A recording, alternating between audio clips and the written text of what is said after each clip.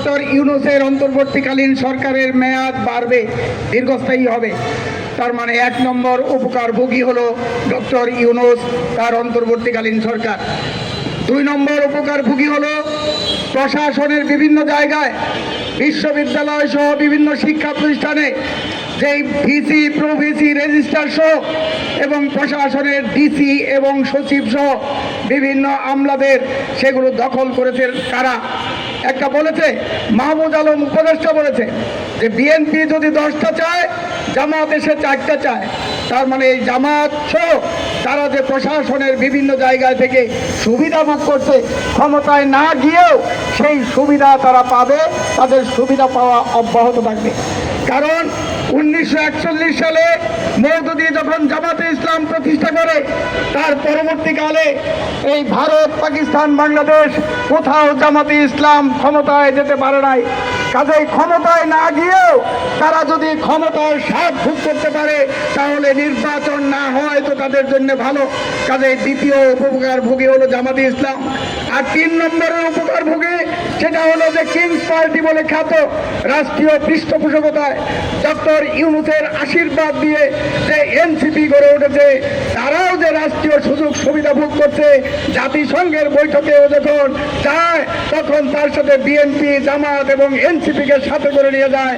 এই ধরনের সুযোগ সুবিধা নির্বাচন হয়ে গেলে তো তাদের পাত্তা থাকবে না, সেই জন্য তারাও এটার উপকারভোগী, সুবিধাভোগী। কাজে সে কারণে এই ধরনের একটা হট্টগোল, বৈরাগ্য সৃষ্টি করে, বিশৃঙ্খলা সৃষ্টি করে, গণতন্ত্রের পথে উত্তরণে বাধা সৃষ্টি করা, এই সমস্ত অপশক্তিগুলোর কাজ। সে কারণে সেখান থেকে সতর্ক থাকতে হবে বাংলাদেশকে। সংগ্রামী বন্ধুগণ, আমরা সেই সমস্ত অপশক্তির যে ষড়যন্ত্র, সেই ষড়যন্ত্র বিভিন্ন সময়ে ছিল। ছায়ানট, এই ছায়ানট সাংস্কৃতিক সংগঠনটা গড়ে উঠেছিল কখন? যখন 1965 সালে পাক ভারত যুদ্ধ হয়, সেই সময়ে ওই আইয়ুব খান এখানে রবীন্দ্রসঙ্গীত নিষিদ্ধ ঘোষণা করেছিল এই ভূখণ্ডে।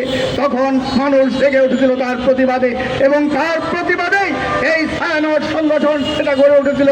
এবং প্রতি বছর তারা ওই পয়লা বৈশাখে বর্ষবরণ উৎসবের মধ্য দিয়ে, বিভিন্ন সাংস্কৃতিক কর্মকাণ্ডের মধ্য দিয়ে বাংলার যে ইতিহাস, বাংলার যে সংস্কৃতি, বাংলার যে কৃষ্টি ঐতিহ্য, সেটাকে তুলে ধরতে চায়। সেইটা ওই ধর্মান্ধ সাম্প্রদায়িক গোষ্ঠীর পছন্দ না।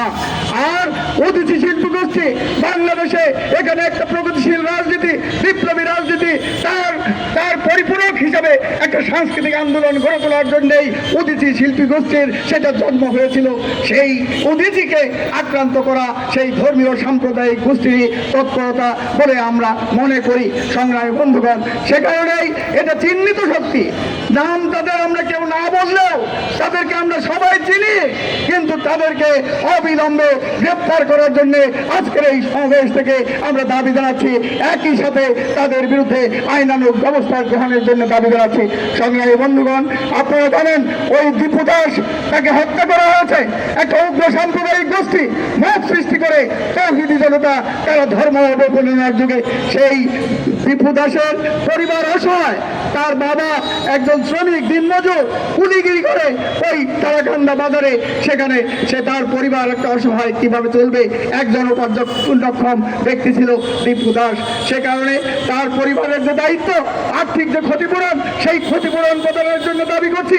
একই সাথে দীপু দাসের হত্যাকারী এবং যে গার্মেন্টস মালিক ওই দীপু দাসকে মবের হাতে তুলে দিল, সেই মালিককেও আইনের আওতায়, বিচারের আওতায় আনার জন্য আমরা জোর দাবি জানাচ্ছি। ইতিমধ্যে বিভিন্ন গার্মেন্টস শ্রমিক সংগঠন, রাজনৈতিক দলের নেতৃবৃন্দ, এই গণতান্ত্রিক যুক্ত ফ্রন্ট যুক্ত বিভিন্ন শ্রমিক দলের নেতৃবৃন্দ, তারা দীপু দাসের সেই বাড়ি পরিদর্শন করছে, তাদের সাথে সমবেদনা জানিয়েছে, তাদেরকে যথাসম্ভব সহযোগিতা করার জন্য চেষ্টা করেছে।